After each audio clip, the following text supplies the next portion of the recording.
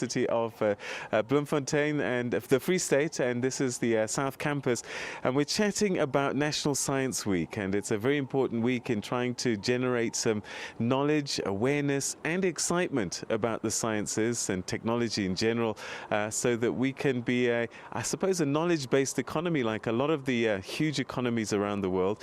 But somebody who's a custodian of this at the Department of Science and Technology is the Director General, Dr. Phil Mjwara, who joins me now. Thank you for joining us and welcome to the program. Thank you, Peter, and welcome to the viewers. We are always excited to get an opportunity to share with the South Africans what we're doing. All right, so this is the 15th National Science Week. This is one of your initiatives. Why? Well, let me start by saying that the National Development Plan identifies science, technology and innovation as an important area in which we need to invest in order to change the lives of South Africans. So we believe this.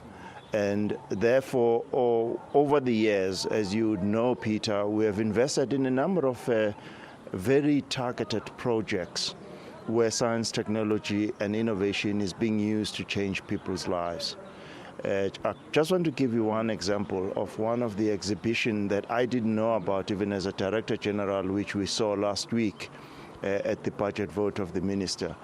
A rural area in the Eastern Cape next to Coffee Bay, in a 30 square kilometer area, are now able to communicate using cheap broadband infrastructure that we funded at the CSRR, using solar, and they can now communicate outside a very rural village. Wow.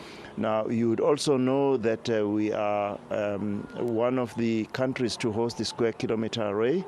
Now, all of these initiatives are going to need scientists. Where are we going to get them? We're going to get them from the youngsters that are in the schooling system, and therefore the Science Week provides us with an opportunity and a platform where everywhere in the country, either science centers or higher education institutions or science councils open their doors to both the kids as well as the public in general in order to excite both the public and the students. Hopefully the youngsters can follow careers in science. What sort of vehicles are you using during this week to get the message across? The main vehicle is the science centers. So we have about 30 science centers across the country, and we would like to encourage all the youngsters together with their parents to visit these science centers. But we also use the public research institutions that we fund, but we also work with the universities. So if you go to UJ, if you go to CSRR and all of these institutions, our space agency, they open their doors to the public and to the kids, and each of these will have a program that is geared towards exciting youngsters. All right. During the week, Minister Naledi Pandor spoke about the number of PhDs and postgraduate students. I guess this is something in a week like this we need to encourage even more. Yes, we need to encourage even more. As you know, the National Development Plan is expecting that by 2030 we should produce about 100 of these PhDs per million of the population. At the moment we're producing around about 35, so we have to ramp up the production of these PhDs 3 times in order to meet the NDP target by 2030. And again, these initiatives such as the Science Week and others hopefully will excite those that haven't made the decision to move in the sciences and actually continue with their postgraduate studies to do so. And what are you doing to enable students to be able to take up this challenge? What we try to do is we try and, for instance, at the young kids, we provide them with science camps. Together with the University of Wits, we bring young girls into an environment where we do all kinds of things to excite them.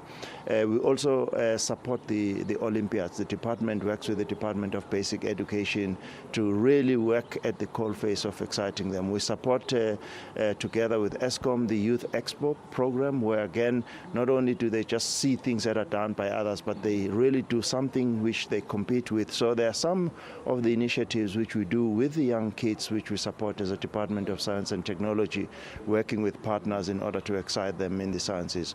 Of course, you do know that we provide reasonable support to the science centers in order for the science centers, again, to be the vehicle in which the kids can get excited. DG, we're going to have to leave it there, but thank you very much indeed for sharing your thoughts with us, and we wish you the best of luck with this particular Science Week, and let's see it yielding some results and building this massive resource of scientists in our country. Thank you.